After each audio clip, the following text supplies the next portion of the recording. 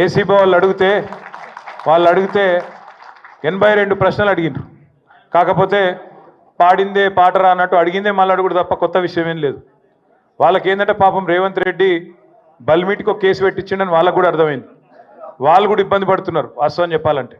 ఎందుకంటే కేసుల విషయం లేదు. వీడికెళ్ళి ఫార్ములా ఈ రేస్ అనే ఒక ఈవెంట్ని హైదరాబాద్నే ఉంచాలి, కష్టపడి తెచ్చినాం ఇండియాకు మొదటిసారి భారతదేశానికి, ఇక్కడనే ఉండాలి, ఇక్కడ ఉంటేనే మన రాష్ట్రానికి పెట్టుబడులు తెచ్చుట్ల కానీ భవిష్యత్తులో ఎలక్ట్రిక్ వాహనాలకు హైదరాబాద్ను తెలంగాణను ఒక ప్రధానమైన స్థావరంగా ప్రపంచంలో తయారు చేయాలనే ఒక విజన్తో చేసిన పని తప్ప ఇలా పైసలు అవినీతి అలాంటి గలీజు పనులు రేవంత్ రెడ్డి చేస్తారు తప్ప మేము చేయము, మాకు ఆ కర్మ పట్టలేదు అనే మాట కుండబద్దలు కొట్టినట్టు వాళ్ళకి చెప్పిన. కేసు పెట్టినరు, విచారణ చేస్తున్నారు, పర్వాలేదు, ఇట్లాంటి కేసులు ఇంకొక 100 పెట్టినా ఎదుర్కొంటాం. కానీ వాళ్ళకు ఇంకొకటి కూడా నేను చెప్పిన, మీరు మీ ప్రభుత్వం ఎన్ని కేసులు పెట్టినా ఎన్ని రకాల ప్రయత్నాలు చేసినా కేసీఆర్ గారి సైనికులుగా మేము మాత్రం ఖచ్చితంగా ఈ సంవత్సరం మొత్తం ప్రజా సమస్యల గురించే మాట్లాడతాం, ప్రజల గురించే మాట్లాడతాం.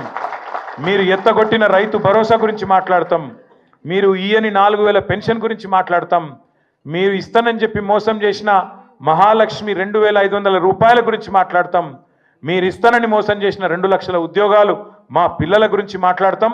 ఖచ్చితంగా ప్రతి సమస్యను 6 గ్యారంటీలు 420 హామీలు ఏ ఒక్కటి ఇడిచిపెట్టకుండా మాట్లాడతాం. నువ్వు ఇటువంటి కేసులు 100 పెట్టుకో, వదిలిపెట్టమని చెప్పిన. కేసు లేదు, పీసు లేదు. నిజంగా చెప్పాలంటే మొన్న చెప్పినా మళ్ళీ చెప్తున్నా, ఇది ఒక లొట్ట పీసు కేసు మాత్రమే.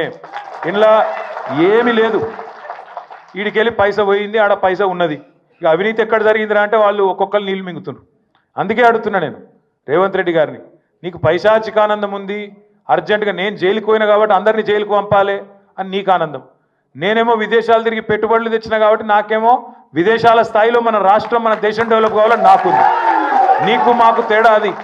ప్రపంచ పటంలో హైదరాబాద్ని పెట్టాలి, తెలంగాణను పెట్టాలన్నది మా నాయకుడు కేసీఆర్ కమిట్మెంటు, మా కమిట్మెంటు.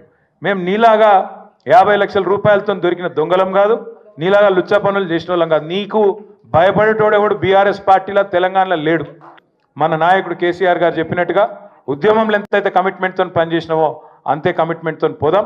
వాళ్ళు ఎన్ని ప్రశ్నలు పెట్టినా, ఎన్ని సవాళ్ళు వేసినా, ఎన్ని రకాల ఇబ్బందులు పెట్టినా, ఎన్ని రకాల కొత్త రకాల కేసులు పెట్టినా భయపడేది లేదు, తల వంచేది లేదు. నిజాయితీకి ధైర్యం ఎక్కువ. వాడు ఎవడు ఏమనుకున్నా సరే ఇది లొట్టపీస్ కేసే, వీడు ఒక లొట్టపీస్ ముఖ్యమంత్రి, బరాబర్ కొట్లాడదాం, గట్టిగా ముందుకోదాం. ఒక్క పైసా అవినీతి కానీ ఒక చిన్న తప్పు కానీ మేము చేయలేదు. చేసినట్టు ఇప్పటి వరకు మీ కేసులో మీరే రుజువు చేయలేకపోతున్నారు. ఏదో అక్రమ కేసు పెట్టి బనాయించి 4 రోజులు జైల్లో పెట్టాలని ఒక పైశాచిక శునకానందం నీకుంటే ఉండొచ్చు, కానీ దానికి భయపడేటోడెవడు లేడు. అల్టిమేట్గా న్యాయస్థానాల మీద మాకు విశ్వాసం ఉంది.